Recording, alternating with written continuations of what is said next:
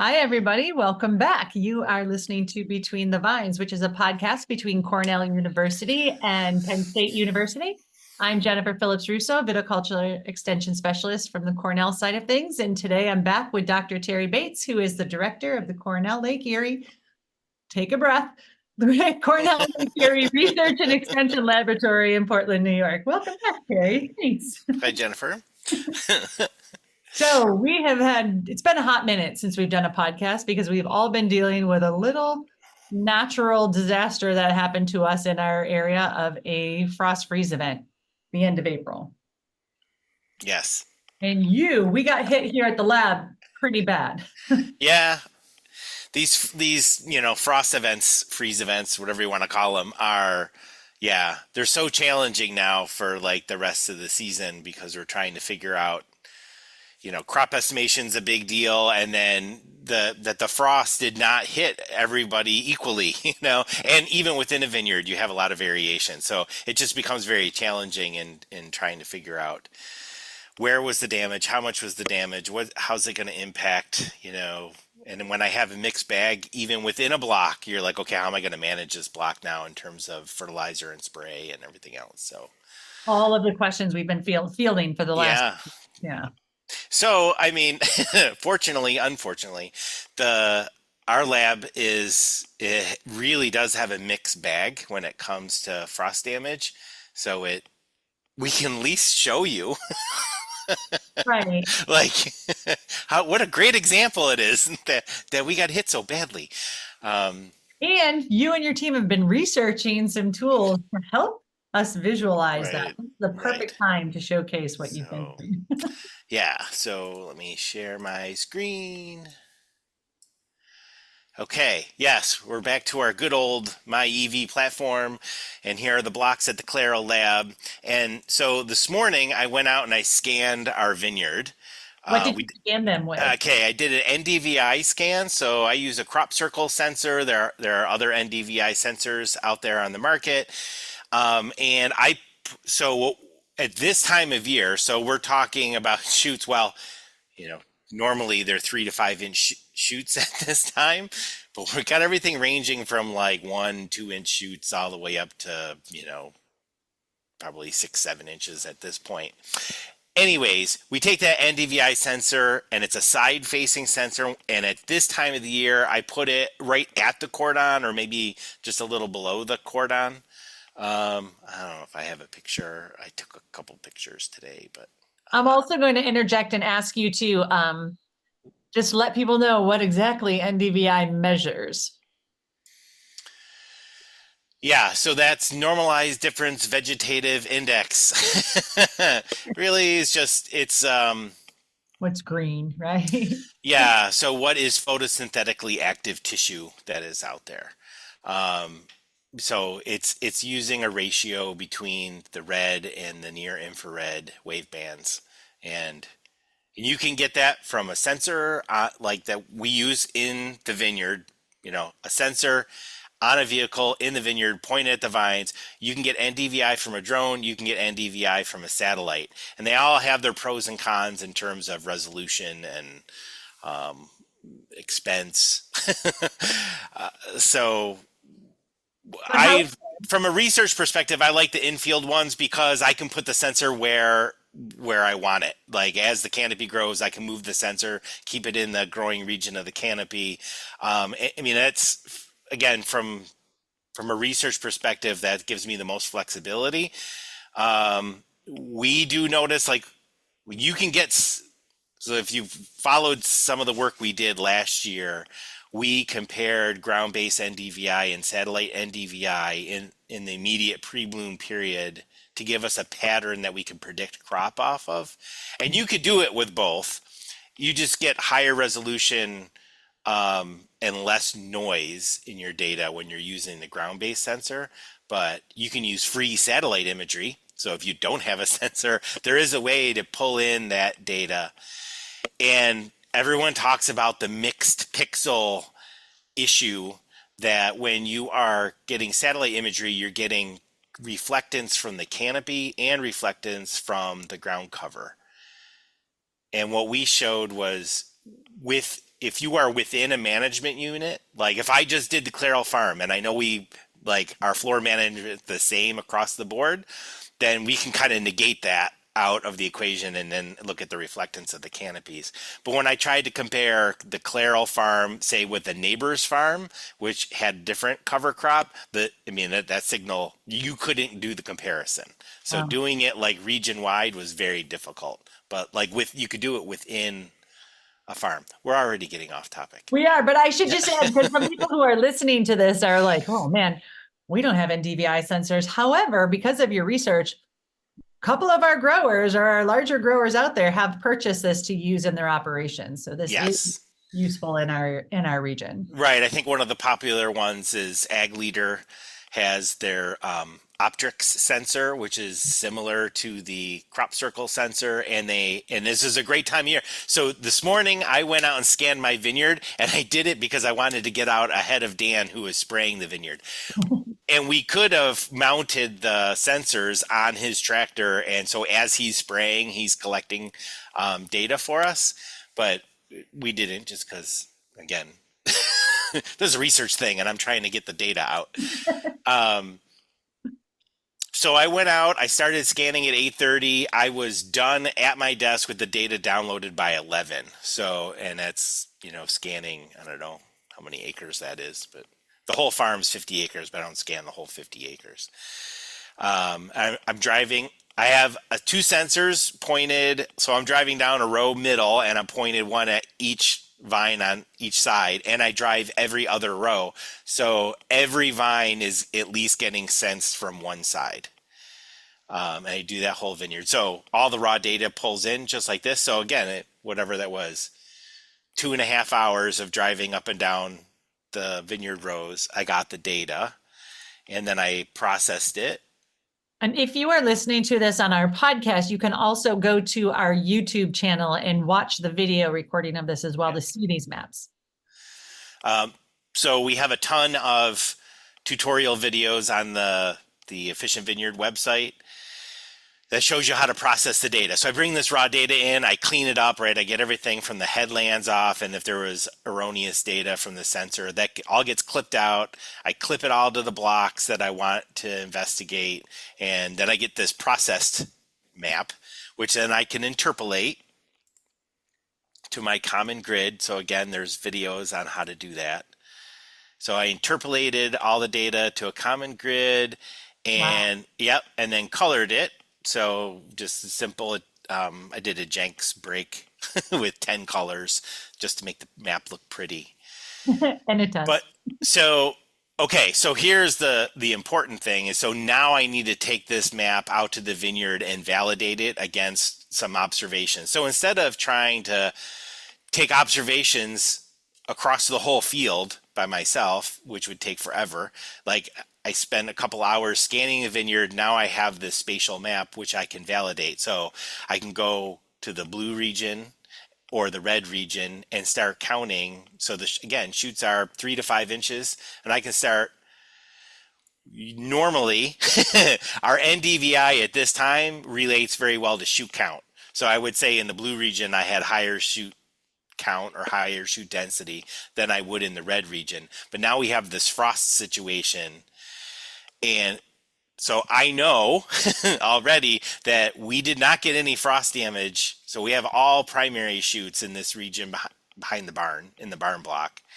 And then down here in this lower section of railroad block, it's all tertiaries coming out at this time. So we had more frost damage. And then the colors in between are a real mixed bag of either, like, say in this lighter blue, there's probably some primaries and some secondaries, and then other shades are, they're mostly secondaries, and then you get in these oranges ones, there's going to be secondaries and tertiaries, and then in the real red, there's going to be tertiaries. So I need to go out and evaluate. So first of all, it's obvious to see that there's a real mixed bag, and there's a lot of gradients, and that's all on how the cold air was, moving in the vineyard the morning we got that freeze event.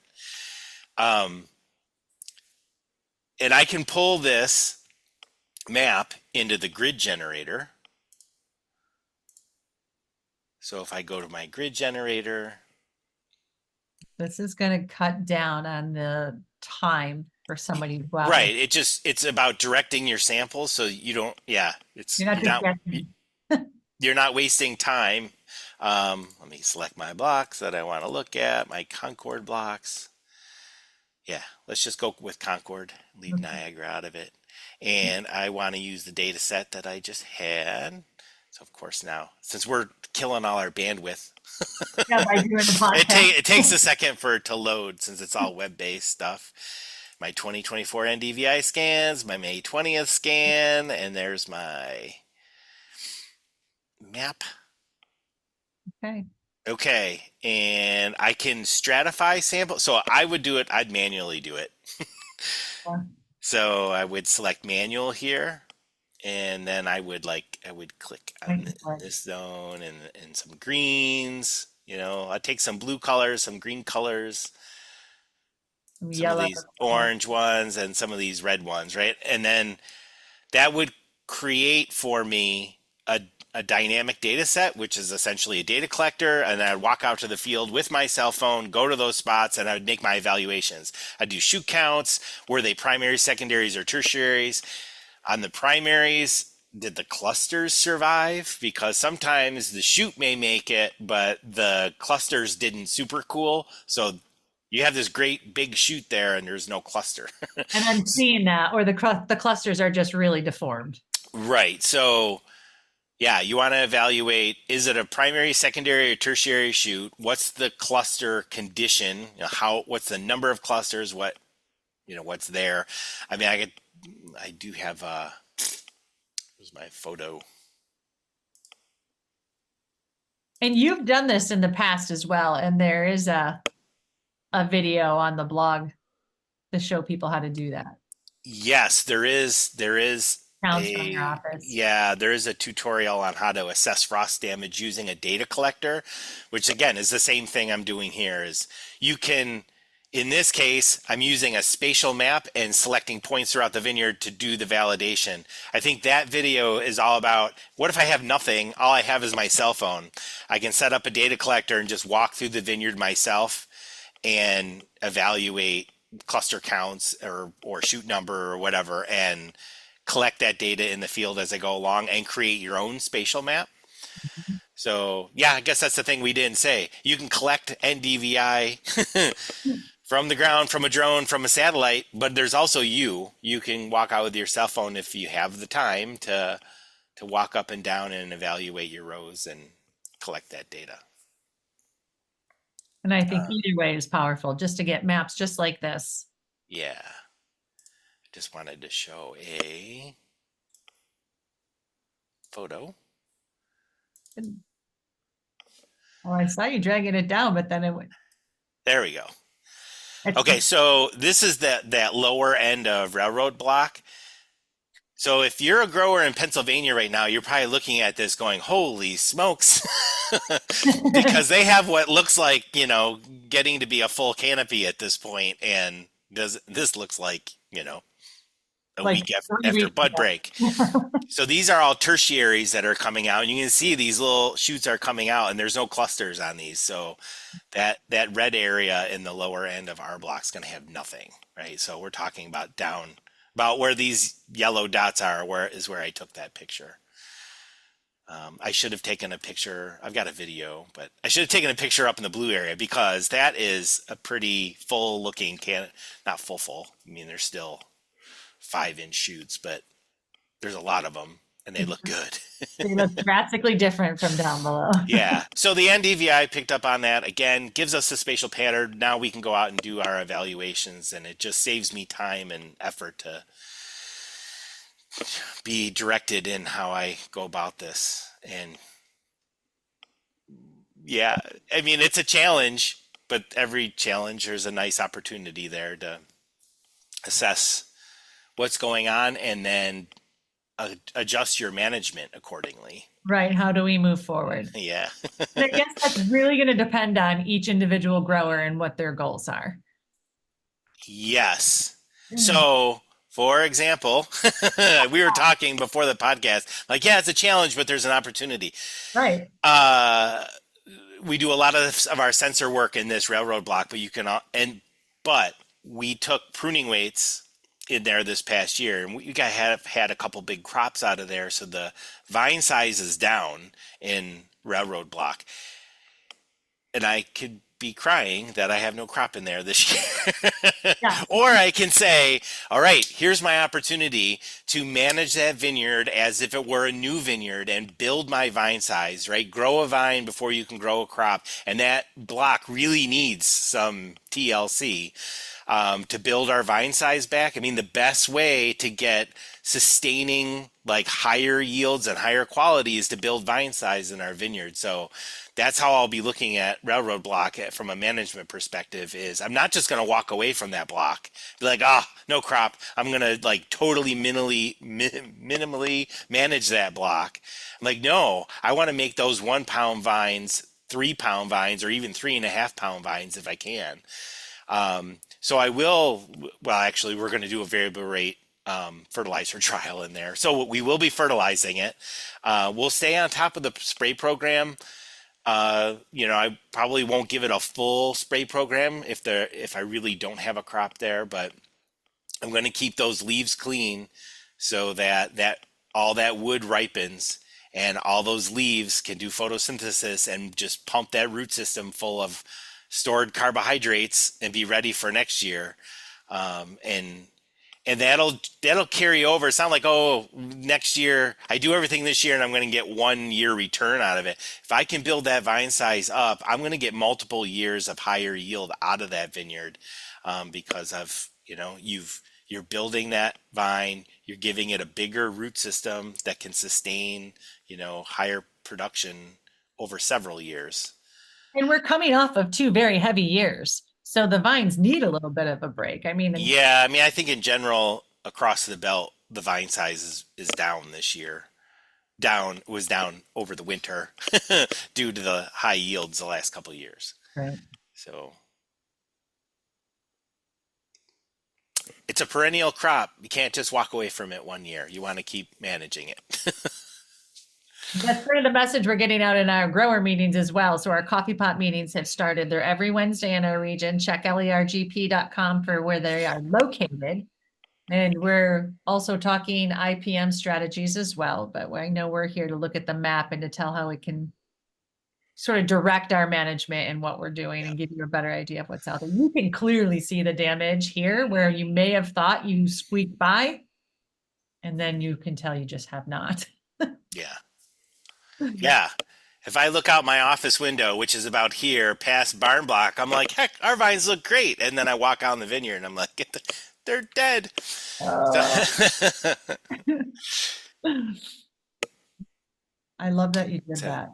I love that you can see the difference. And you can see the difference now because people were wondering when it was going to be when we start seeing that difference. Yeah. And I think the point I also kind of wanted to make was, I mean, really, I came in here, I had the sensor, was on the gator, couple hours of scanning the vineyard and about 20 minutes of a little data processing. And now I have this really good map that I can use to go out and evaluate my vineyard. And then that'll be the first piece of information that I'll use in my crop estimation for this season.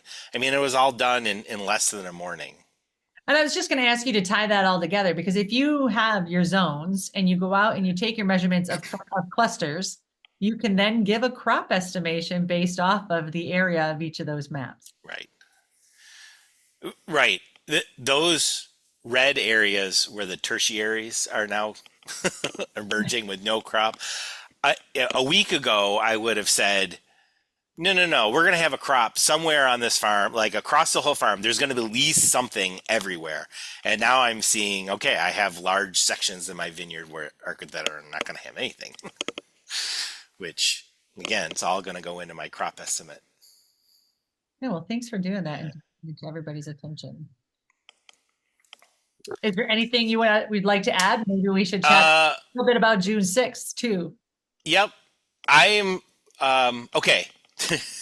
Let's pitch it for myself. And we'll be doing it through your podcast too. So we're starting a new vineyard. We have a 5-acre block that we've cleared, and I've started doing what we would recommend to every other grower about doing a soil evaluation and then cover cropping that field and prepping it for planting next year. So I'm kind of going through that process step by step and trying to make videos as I go along. So we did, I soil scanned that field, but I've also taken some free data that's available off of the web to map that field. So I'm making videos on that, and they'll be posted on efficientvineyard.com, and I'm sure we'll talk about it as we move along. So just a plug to be looking out for that Thank you. information. Really cool series that's going to be coming up, especially for new vineyard designs. And we're revamping old ones too, right? Because Yeah. part of that was the Riesling, you ripped it out. Now we're prepping it for new vineyard. Yep. The other So, thing and June 6th. Yeah. This is a big tech day. So if all this interests you, you really need to get to the Cornell Lake Erie Research and Extension Laboratory in Portland, New York on June 6th. Oh my gosh, I can't believe I don't know if we have a registration link out there on the top of my head, because it's on our website. Take a look if you want more information, but go ahead, Terry, talk about who's coming. Oh, so the headliner is that we're going to have this NIO-TED it's a robust robotic tool carrier. It goes over it's big enough that it goes over a grapevine row. So the NIO-TED's going to be here to demonstrate. It's autonomous. So what's cool to me about that is it's an autonomous robot. Okay, great. Everyone's got a robot these days, but this one is like large enough and it's robust and it's a tool carrier. So it's kind of like that idea of, having a multi-function robot, something that reliably goes up and down grape rows, but now you can start attaching, implements to it to actually do stuff as it goes down the row. So that's cool. Abi Silwa from Carnegie Mellon University is going to be up here with showing some of the technology. They've been working on a pruning robot. Yu Zhang is going to be out here with his phytopathology bot. We'll have our vineyard mechanization stuff out. Who am I missing? I know I'm missing. Oh, Katie Gold. Yep. Kathleen Canali from Cornell and Rob Chancia from the Rochester Institute of Technology are both going to be here talking about drone sensing imagery that they've been using for different things in the vineyard. And then Lynn Sinowski, she's going to be out here as well. Yep. With the vision guided sprayer, so that we have it here at the lab and we've been using it, and she'll be probably talking about her electric weeder and all sorts of good stuff. And then I just want to plug one other day that we have, which is the following week on June 12th during our coffee pot time. So it's Wednesday starting, I believe we start still at 10 a.m., but again, it's on our website. This is just catching us off guard. We have a soil health day, and it's not just us for the soil health day. We're bringing in NRCS and the New York State Soil Health Alliance. So we'll have the truck here that simulates rainstorms and infiltration and runoff. It's going to be a really great time to come out and take a look at some of the projects that are going on and learn a little bit about soil health. So both days we'll be providing lunch to all the attendees. It's always good to bring food. People come in and see cool stuff and some research. Yep. Okay.